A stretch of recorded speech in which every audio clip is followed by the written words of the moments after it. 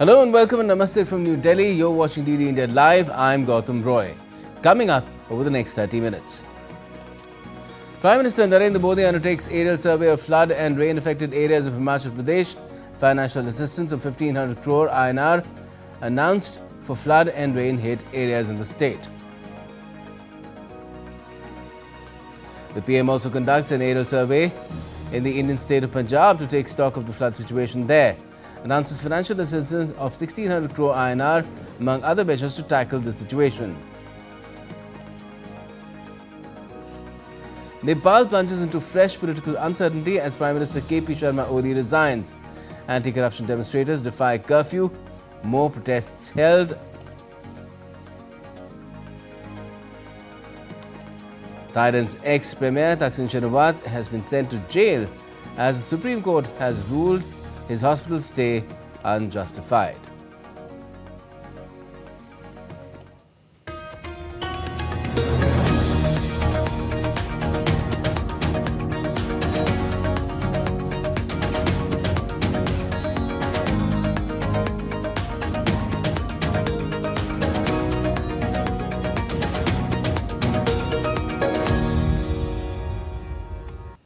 Nepalese Prime Minister K.P. Sharma Oli resigned on Tuesday after 19 protesters were killed and more than 300 injured during nationwide demonstrations on Monday against corruption and misrule.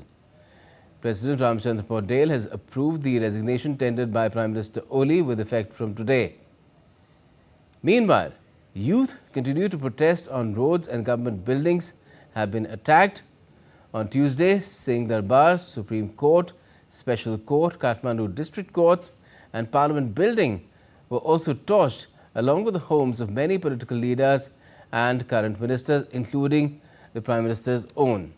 Kathmandu's Tribhuvan International Airport is also closed as curfew continues till further notice.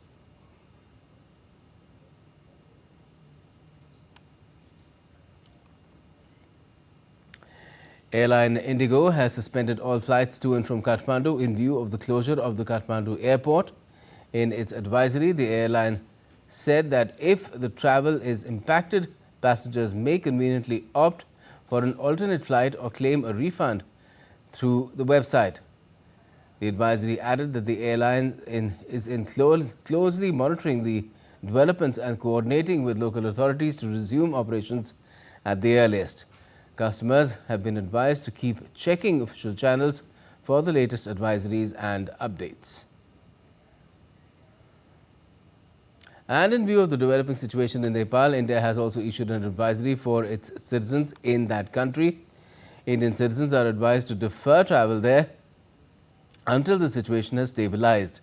Indian citizens presently in Nepal have been advised to take shelter in their current places of residence, avoid going out onto the streets and exercise all due caution. They have also been advised to follow local safety advisories from Nepal authorities as well as the Embassy of India in Kathmandu. And in case anybody needs any assistance, Indian citizens can call the Embassy of India in Kathmandu on the following helpline numbers. And these are +977 980 860 and 2881, also +977 981 032 6134. So that's the advisory that's been put out by the Indian government. A lot of other foreign nations have also expressed their concerns about the situation in Nepal, and they have issued advisories to their own citizens to similar effect as well. The situation had been tenuous in Nepal for quite some time, ever since the government insisted that different social media companies get registered officially with the government and also open an office there in Nepal, where they appoint a communication officer who can coordinate with the government in case the need arises for any directions or situations. But apart from TikTok, which is a Chinese origin social media platform, none of the other popular social media platforms such as WhatsApp, YouTube, Facebook, Instagram, even X opened such offices and appointed these persons, which is why on the 28th of August, the government had issued a warning that a ban will be imposed. And since this warning also didn't do the trick, the government imposed a ban on the 4th of September. And it was after this that a lot of young people, especially from the Gen Z, started to mobilize each other, mobilize themselves, particularly using TikTok. And then there were unprecedented demonstrations, protests and clashes in Kathmandu and many other cities and places in Nepal just yesterday. All this has led to the resignation of the Prime Minister, and the situation there in Nepal remains tenuous because even the Prime Minister's resignation and all these other incidents haven't really quelled those who have been agitating.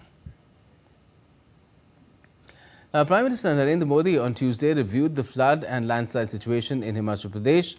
The Prime Minister conducted an aerial survey of the flood-hit regions and chaired a meeting in Kangra to review the relief efforts and damage incurred. Prime Minister Modi announced a financial assistance of 1,500 crore rupees for the state, including the early release of second installment of SDRF and PM Thaksin Shinawatra Nidhi. The Prime Minister also met with the families affected by the calamity and expressed his condolences for the loss of lives. Prime Minister Modi announced an ex gratia of 2 lakh rupees to the next of kin of those who have been killed and 50,000 rupees to those who have been seriously injured. The PM also met members of the NDRF, SDRF and Apada Mitra teams and appreciated their efforts in relief and response measures. Prime Minister Modi acknowledged the gravity of the situation and assured that the central government will make all efforts to address the situation. And the PM also visited flood-affected North Indian state of Punjab. He conducted an aerial survey there as well to take stock of the flood-affected areas. The Prime Minister particularly conducted an aerial survey of Gurdaspur and Pathankot districts. He also met with the families of those who have been affected by the floods.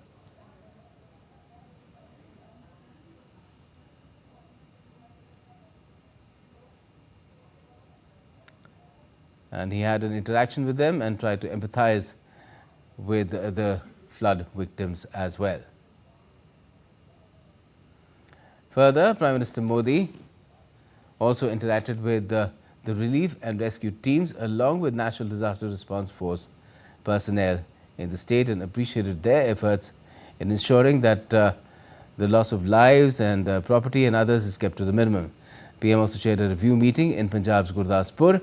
He took stock of the situation due to the floods and reviewed the ongoing relief and rehabilitation efforts. The meeting took place with senior officials on the extent of damage in Punjab due to the recent floods. The Prime Minister announced a financial assistance of 1,600 crore rupees for Punjab, in addition to the 12,000 crore rupees already in the state's kitty. There will be advance release of the second installment of SDRF as well as PM Thaksin Shinawatra Nidhi there as well. Now, voting has concluded for the vice presidential poll in India with nearly 96% of total polling recorded till 3 p.m. local time. Senior ministers of the government, including Prime Minister Narendra Modi, cast their vote in the morning. The counting of votes has begun at 6 p.m. IST, and the result is expected to be announced around 7 p.m. local time. Earlier, parliamentarians cutting across party lines queued up to cast their vote inside the Parliament complex since the morning. Speaker of India's lower house of Parliament, Om Birla, also cast his vote in the vice presidential election.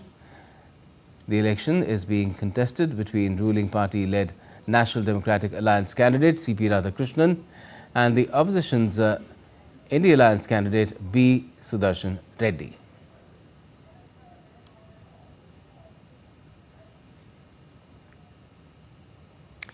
Now, over 20 civilians were killed in a Russian airstrike on a village in eastern Ukraine's Donetsk region, according to what Ukrainian President Volodymyr Zelensky said on Tuesday.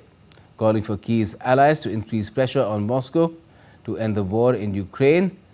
The Ukrainian president wrote on social media that a brutally savage Russian airstrike with an aerial bomb on the rural settlement of Yarova in the Donetsk region directly on people, ordinary civilians, at the very moment when pensions were being disbursed, adding that the world must not remain silent.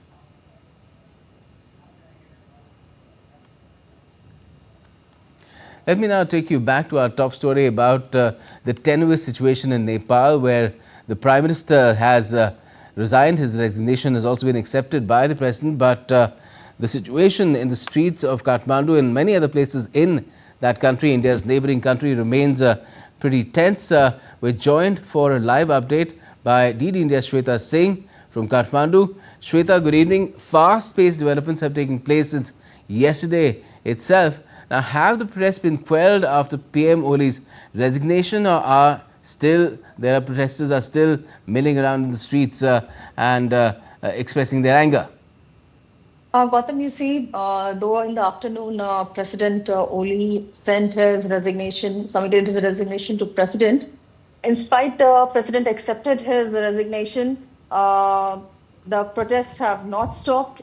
Youth are yet on roads because their fight was not just bringing down PM Oli. Their fight was against corruption, against the strategy of Nipo kids growing in Nepal and the taxpayers' children confining themselves, being jobless in Nepal. So their fight is against the corruption.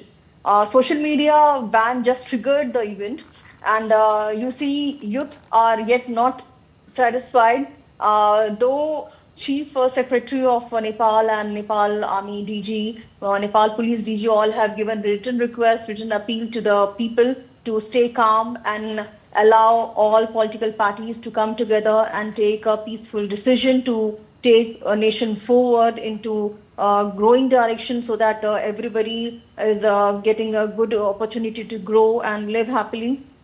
But here you see all youth, in spite of curfew, they were on roads burning tires. They were blocking the road by cutting trees, and then it was like complete city was like in control of youth. And not only in Kathmandu, there was lot many demonstrations in different parts of Nepal, even in Madhya Pradesh, and in East Nepal. So demonstrators, Gen Z protesters were all on street saying slogans against government. So their fight is against corruption. They want a government that can lead nation. They get employment. They get a better future. The fight is for that. So right. I think, and adding to the detail, today, youth leader Ravi Lamichhane, who was under corruption charges, imprisoned in Nakhu jail in Lalitpur, he was released today. And you see, because of people started attacking the prison as well, because he was representing youth population, and he earlier had good command on youth population. He was released. And you see Kathmandu mayor, who is again a very popular youth leader, he also urged youth to stay calm and allow situation to unfold into better shape. Right. So, as we understand it, now the situation is in limbo. The Prime Minister has resigned, but his ministers are still in charge, in a manner of speaking, because nobody else has taken their places yet. So, how is that situation going to develop now in terms of restoring not just law and order in Nepal, but also government, and how stable is it likely to be? See, actually, after PM Oli resigned, before him, four Nepali Congress leaders had already resigned from the post of minister, because Nepali Congress, part of ruling party, tried to convey that message to CP and UML that we are not going to be party with a government who kills youth population, though they were also part of the government. But it was like a blame game thing, I would say, because even CP and UML and Nepali Congress, both are part of government. If action is taken, 19 protesters killed. So both of them are to be responsible. So if Nepali Congress General Secretary says we don't want to be part of government who kills 19 students, I think it's not a fair way to say that way. But Nepali Congress ministers had resigned before PM Oli submitted his resignation to president. So that way, Nepali Congress shows that they have upper hand, and they are trying to show public that they are clean. Apart from that, you see, today all party have to come together, because at what venue at 6 p.m. in the afternoon, PM Oli had requested all party to come together so that a decision will be taken. But before that, he was forced to resign from every nook and corner. Every section demanded his resignation, and he was forced to go to President House when his house was torched. All youth protested and burned the building. So you see, this took very grime shape, and everything happened. Everything happened so quick, and situation turned very unstable. So, even the Supreme Court and other courts, I believe, were attacked and torched, Shweta. In such a situation, who do the youth believe in? I mean, who will they listen to? Which institution still has some respect in the eyes of these protesters? Is there any sort of a leadership emerging from them themselves? Gautam, you see, because this youth protesters earlier demanded to just give them freedom from corruption. But as they are not believing in the present government setup, so I think now I'm seeing 2-3 new faces that are coming up in this crisis situation, that maybe I would say youth may like to look forward, like Ravi Lamchane have been released, Balan Shah is there, but politically yet Nepali Congress and CPN UML are the major parties. So politically, you see, because if you see, Gen Z is good amount of population, but voting right is with so much of other Nepali people who have faith in Nepali Congress or CPN UML, CPN Central Socialist. So that is very different dynamics. But I think these young youth leaders, when they urge protesters to stay calm, I hope so. We wish that they listen to these young faces, and situation comes under control. But every day is evolving, and every half an hour there are new updates. I hope so. I'll keep on updating our viewers Right. about the condition. Yes, in Nepal. anarchy cannot be a solution to the problems of Nepal, and that's what we've been seeing for the last 2 days. And let's hope that and somehow some form of stability is brought back, at least law and order prevails, and then perhaps a solution could emerge from different levels of consultations that can take place only once peace is returned to the streets. Thanks a lot for joining us for the moment, Shweta Singh. Now, Ethiopia officially inaugurated Africa's largest hydroelectric dam on Tuesday to provide energy to millions of Ethiopians. The Grand Ethiopian Renaissance Dam will double Ethiopia's electricity output, thereby playing a crucial role in the country's development. Prime Minister in his address mentioned that the dam was built to prosper, to electrify the entire region, and to change the history of black people, and absolutely not to harm its brothers. Abiy said Ethiopia will use the energy to improve Ethiopians' access to electricity and export surplus power to the region.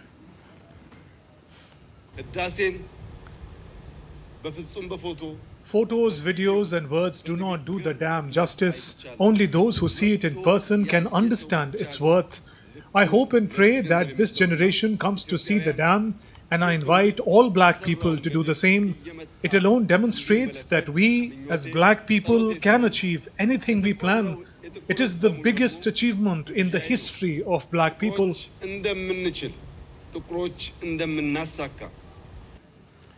Norway's minority Labour Party government won a second term in power on Monday, while the populist right achieved its best ever election result in a ballot dominated by concerns over rising living costs and conflicts in Ukraine and Gaza.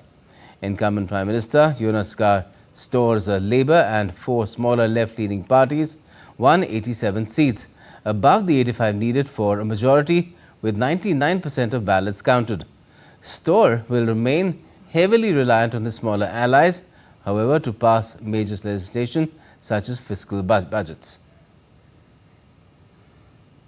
And Norway's newly re-elected Prime Minister, Jonas Gahr Store, has said that the country should continue to explore for oil and gas and remain a reliable energy supplier to Europe. His comments have come after minority Labour Party government narrowly won a second term in power on Monday. Norway is also a leading energy nation, important for Europe, providing about 35% of Europe's gas. We will continue to be a reliable partner, but also to take forward technological shifts, cut emissions, and live up to our climate obligations. Thailand's influential former Prime Minister Thaksin Shinawatra was sent to prison on Tuesday after the Supreme Court ruled his hospital detention was a ploy to avoid jail. The billionaire had spent only a few hours in prison upon his return after 15 years of self-exile in August 2023 before he was hospitalized after complaining of heart trouble and chest pain. His 8-year sentence for conflicts of interest and abuse of power while Prime Minister from 2001 to 2006 was commuted to 1 year by the King, and Thaksin was released on parole after just 6 months of detention, the entirety of which he had spent in the VIP wing of hospital. The court on Tuesday said Thaksin must go back to serve a year in prison, as both he and his doctors had intentionally prolonged his hospital stay with minor surgeries which were unnecessary. The International Motor Show has opened its doors in the German city of Munich. To date, it's one of the largest auto shows in the world, even though German automakers are not necessarily in a prime position any longer. Lars Holter is with Deutsche Welle and is joining me from Berlin. Well, good evening, Lars. What are German automakers showing in Paris? Thanks for having me. They are, of course, showing their latest models, but more importantly, they are saying they're showing models that lead into a new era. That, of course, after the companies have long struggled with switching to electric mobility. For too long, they've held on to combustion engine cars, and even though they have all had battery-driven models out for years now, they haven't been doing that well. All that is about to change, say the companies at least. Well, only time will tell. But at least one thing we know for sure, they have really gone all in now, building up cars on entirely new platforms, rethinking models and even strategy. Let's look at some examples. BMW is showing the iX3, and it's their first model of what they call the new class series, which is an entirely electrified series. Same over at Mercedes, where the e-SUV GLC has been constructed from the ground up. Both companies have apparently learned that their previous take to just take a combustion type car and switch out the engine just wasn't working. Finishing up the German brands, Volkswagen has the ID Polo and the ID Cross specifically as affordable electric cars, and Audi has a design study out for their entirely new electric line. And Lars, what's the mood in Munich like? What are the car companies thinking about their future, especially lots of competition coming from the Chinese? Oh, they're optimistic, but that's part of their job, I guess. Mercedes CEO Ola Källenius says they've invested more than ever before in a forward-looking series of cars. Volkswagen CEO Oliver Blume says that they're, quote, they're showing the world what we can achieve. And BMW boss Oliver Zipse says this is a new era for the company. But of course, behind the scenes, they all know that this is a make or break moment. All German automakers have had only modest success with the latest round of electric vehicles, modest at best. And many in the industry have been saying if they can't make a big splash now, if these new models don't sell well, that would be the end of Germany's dominance in the global car market. Well, one could, of course, argue that German automakers are already not dominant anymore. Their global market share has dropped from 14 to just around 12% recently, and Chinese car makers have grown tremendously over the past years. But at least German car makers still have a good name out there. The brands are still strong, but it's clear that won't be enough to keep them afloat for much longer. Yes, it does seem a bit of a grim situation for German car makers. Thanks for joining us for the moment, Lars Holter from Deutsche Welle in Berlin. Now, sports and cricket's Asia Cup 2025 begins today in the United Arab Emirates with Afghanistan facing Hong Kong in tournament opener at Abu Dhabi. The Afghan Atlan have made one previous appearance in the T20I Asia Cup coming in 2022, where they were eliminated in the Super 4 stages, with 2 wins and 3 losses so far in their Asia Cup history. Just like Afghanistan, Hong Kong have managed one previous appearance, which came again in 2022, where they failed to get out of the group stage, having lost both their games. India, on the other hand, will begin their campaign against the UAE on Wednesday. They then will take on arch rivals Pakistan in the marquee encounter on the 14th of September, which is Sunday, in Dubai. Their final group match stage will be against Oman in Abu Dhabi. And that's all we have for this edition of DD India Live, but let us know your thoughts on the news of the day. And for those on the go, you can get all the latest news and updates from India and across the world on DD India's mobile app. It's available on both Android and iOS. Just scan the QR code on the screen and download it. And we'll be back with more news as it breaks here on DD India. I'm Gautam Roy, and from all of us here in Delhi, thanks for watching DD India Live.